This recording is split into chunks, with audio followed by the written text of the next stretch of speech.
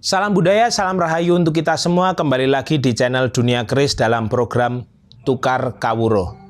Pada episode kali ini kita akan membahas sejarah munculnya musik campursari di Indonesia. Campursari merupakan genre musik yang memadukan unsur musik tradisional Jawa dengan berbagai pengaruh musik modern. Namun, di balik kepopulerannya saat ini, campursari memiliki perjalanan yang sangat panjang untuk akhirnya dikenal luas oleh masyarakat.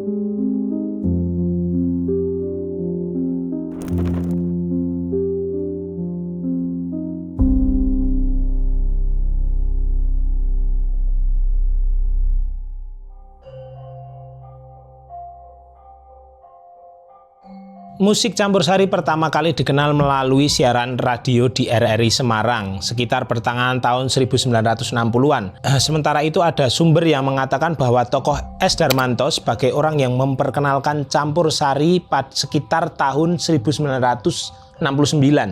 Namun jika ditelusuri lebih jauh, S. Darmanto sebelumnya merupakan anggota orkes RRI Semarang sebelum pindah ke Jakarta. Karena itu besar kemungkinan ia juga terlibat dalam kemunculan awal campursari di RRI Semarang. Pada masa awal kemunculannya, campursari di RRI Semarang belum sepopuler campursari pada era 1990-an.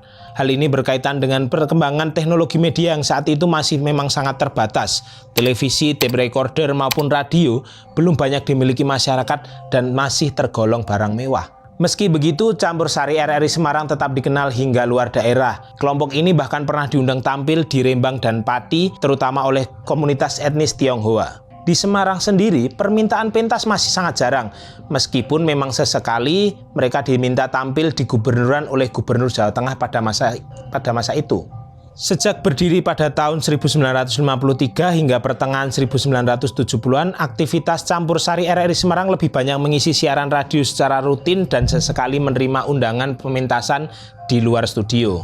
Sekarang memasuki tahun 1978, kelompok campursari RRI Semarang mulai berusaha memperluas jangkauan musiknya agar lebih dikenal oleh masyarakat. Salah satu caranya adalah dengan masuk dapur rekaman. Mereka kemudian bekerja sama dengan perusahaan Ira Record di Semarang. Berdasarkan data dari perusahaan tersebut, antara tahun 1978 hingga 1980 berhasil dipasarkan 9 album campursari dari kelompok RRI Semarang. Meskipun campursari RRI Semarang sudah berhasil masuk ke dunia rekaman pada tahun 1970-an, pada masa itu keberadaannya masih belum dikenal luas oleh masyarakat, bahkan di wilayah Jawa Tengah sendiri.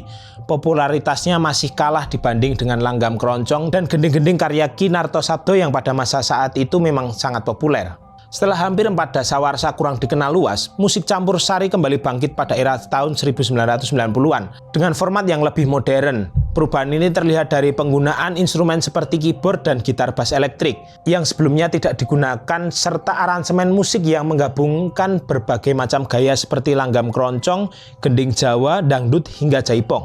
Kebangkitan campursari ini dipelopori oleh musisi asal Playen Gunung Kidul yaitu Pak Mantos.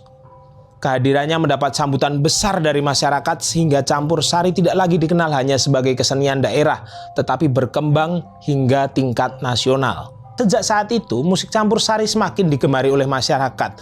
Keberadaannya pun semakin diakui sebagai salah satu genre musik yang berdiri sejajar dengan genre lain yang lebih dahulu populer, seperti pop, dangdut, rock, maupun keroncong. Nah, jadi seperti itu dulu yang bisa kita obrolkan pada episode kali ini. Bila saya ada kesalahan ucap atau kesalahan literasi, panjenengan bisa langsung mengkoreksi atau menambahkan di kolom komentar.